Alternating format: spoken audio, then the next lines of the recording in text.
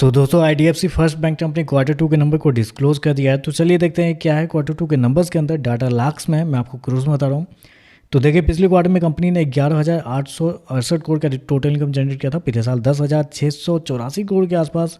जबकि अभी देखें तो 11,828 करोड़ आपको जाता हुआ देख लो। तो यहाँ पे देखें तो आपको साल से साल तो बढ़ता हुआ देखने को मिला है कंपनी का टोटल इनकम, लेकिन क्वार्टरली बेस पे जाते हैं तो हल्की सी गिरावट है, फ्लैट भी बोल सकते हैं उसको। इंटरेस्ट इनकम की बात करते हैं तो देखिए पिछले क्वार्टर में कंपनी 9,642 करोड़ जनरेट किए थे, पिछले साल 8,956 करोड़। जबकि अभी देखें तो कंपनी का इंटरेस्ट इनकम 9,936 करोड़ आपको जाता हुआ देखने को मिला। तो इंटरेस्ट इनकम देखें तो आपको साल से साल क्वार्टर क्वार्टर बढ़ते हुए देखने को मिला, एक अच्छी बात यहाँ पे है। चलिए कंपनी का नेट इंटरेस्ट इनकम देख लेते हैं, यानी कि NI देख लेते हैं क्या हुआ इस क्वार्टर में। तो पिछले साल कंपनी का जो नेट इंटरेस्ट इनकम था वो था आपका 4,787 करोड़।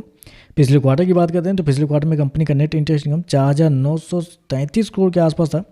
जबकि अभी देखें तो कंपनी का नेट इंटरेस्ट इनकम बढ़ के 5,112 करोड़ आपको जाता हुआ देख लो। तो साल से साल क्वार्टर क्वार्टर देखें तो कंपनी का नेट इंटरेस्ट इनकम बढ़ता हुआ देखने को मिला, जबकि मार्केट का अनुमान था 4,960 करोड़ के आसपास। तो मार्केट के अनुमान से बेहतर कंपनी के NII आपको आता हुआ देखने को मिल रहा है। चलिए कंपनी के खर्चे क्या निकलते हैं वो देखते हैं।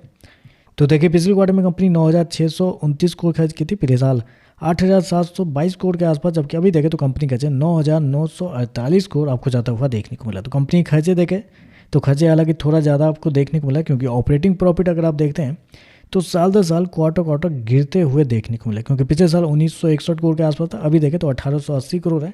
जबकि पिछले क्वार्टर में 2,239 करोड़ के आसपास था। तो ऑपरेटिंग प्रॉफिट आपको साल दर साल क्वार्टर क्वार्टर गिरता हुआ देखने को मिला है।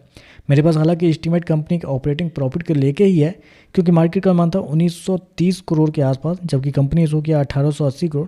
तो यहाँ पे देखें तो थोड़ा सा बिलो एस्टीमेट आपको देखने को मिल रहा है। चलिए कंपनी के नेट प्रॉफिट क्या निकलता है वो देखते हैं। तो लेकिन उससे पहले प्रोविजन देख लेते हैं, प्रोविजन क्या हुआ है। तो पिछले क्वार्टर में कंपनी ने प्रोविजन में 1,659 करोड़ गवाए थे, पिछले साल 1,731 करोड़, अभी देखें तो 1,451 करोड़ देखने को मिला। तो प्रोविजन देखें तो आपको साल से साल क्वार्टर क्वार्टर कम होते हुए देखने को मिला, एक अच्छी बात है। नेट प्रॉफिट देखते हैं, पिछले क्वार्टर में 462 करोड़, पिछले साल 200 करोड़, अभी देखें तो बढ़ के 352 करोड़ देखने को मिला है।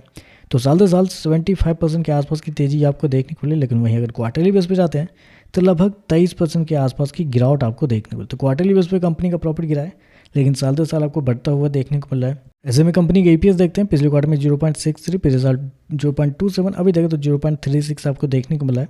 और ग्रॉस NPA देखते हैं तो 1.92 से गिर के 1.86 आ चुका है, जो पिछले क्वार्टर में 1.97 के आसपास था। और नेट NPA देखते हैं तो 0.48 से बढ़ के 0.52 आ चुका है, जबकि पिछले क्वार्टर में 0.55 के आसपास था।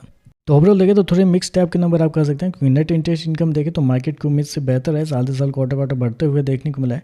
लेकिन ऑपरेटिंग प्रॉफिट देखें तो थोड़ा सा बिलो एस्टीमेट है, आप साल से साल क्वार्टर क्वार्टर गिरते हुए भी देखने को मिला है।